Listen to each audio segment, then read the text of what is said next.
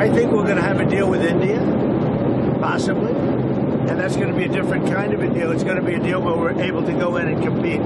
Right now, India doesn't accept anybody in. I think India is going to do that, and if they do that, we're going to have a deal for much less tariffs. That brings me to the third and connected segment. If China is blackmailing on our food security, do we have a way out? It seems we have. The India-United States trade deal, which is in the works, has an aspect which has turned into an ideological war. The issue, which might play out over the second round of trade deal, is of the genetically modified crops. What is genetically modified crop? Any product of tinkering with the DNA of the plant or organism that changes the genome sequence and hence characteristics, like making them more pest resistant or increase their nutrient value, is called genetically modified. One would say, what's the harm? None really if you are a rich surplus economy like the United States. How do you become a rich surplus economy? By using the same modern technology, which for now is an impediment. I personally do not see any harm in transiting to a GM crops ecosystem in a controlled, graded fashion in India. Look at the numbers. In the case of soybeans, against the yield of just 1 ton per hectare in India, it is 4.2 tons per hectare in the United States. Similarly, in the case of maize, against India's low productivity of 3 to 4 metric tons, it is 11 metric tons in the case of United States. So it's a no-brainer. The question is how to handle the transition so that our own farmers can handle this produce without the glut leading to a price crash. The Niti Aayog, government's in-house think tank, came out with a working paper in May toying with the idea of allowing GM imports.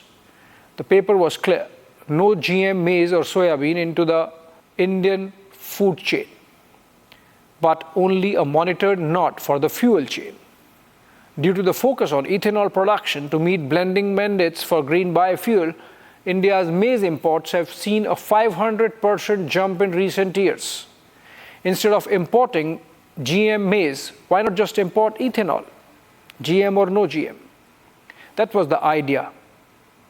Would have dovetailed fantastically with climate objectives too, and provided a halfway house over US demand for allowing their GM crops into India. Unfortunately, Niti Aayog had to withdraw the paper faced with criticism from the opposition and even pro-government lobbies like the Swadeshi Jagran Manch. What raised hackles was the Niti suggestion that soybean oil also be allowed.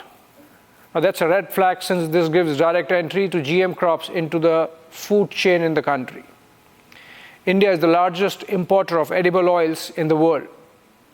There's this argument that with a small tweak as this, allowing GM soybean, we would have achieved many objectives: reduced our import bill, balanced trade with the United States, and taken care of one small aspect of food security: dependence on China.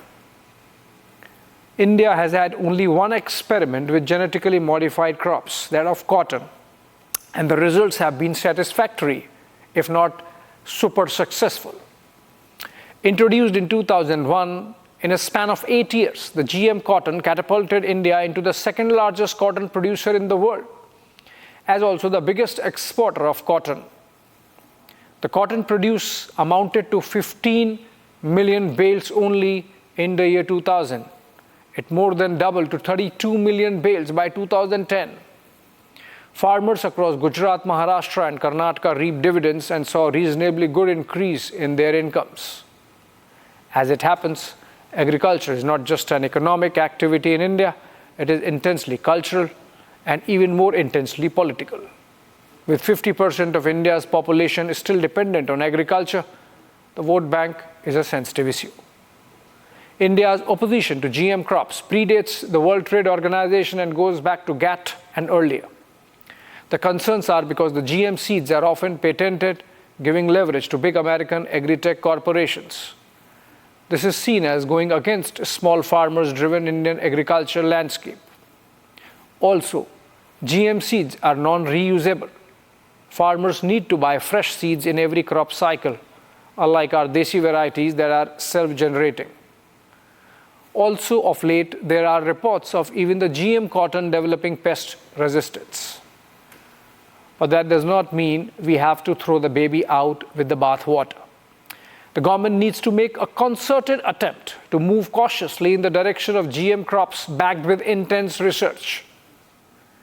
A fail-safe product with guardrails would go a long way in boosting India's food security, lifting us out of the orbit of American pressures or Chinese blackmail.